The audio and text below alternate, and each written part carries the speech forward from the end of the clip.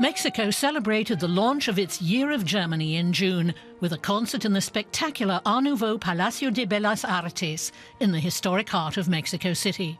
Rehearsals took place in another part of town. The event brought together the German National Youth Orchestra and the local Orquesta Escuela Carlos Chavez for a program featuring Beethoven's Third Symphony, the Eroica, and a suite by Mexican composer Silvestre Revueltas. They were led by Mexican conductor Alondra de la Parra, who's worked with many international orchestras, but says she has a soft spot for young musicians. I love working with young people because they challenge me in different ways.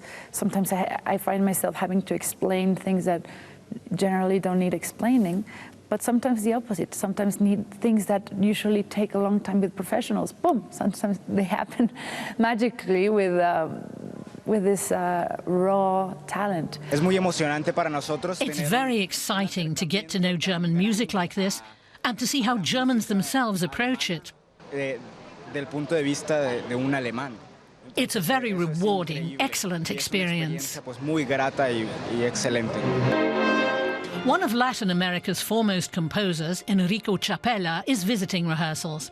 He's been commissioned by DW to write a piece for this year's Beethoven Fest in Bonn.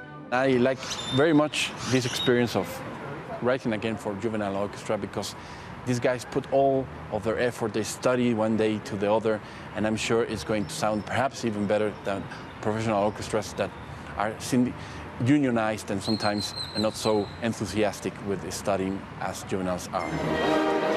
The concert was a resounding success and a promising overture to the premiere of Chapela's piece in Bonn last night.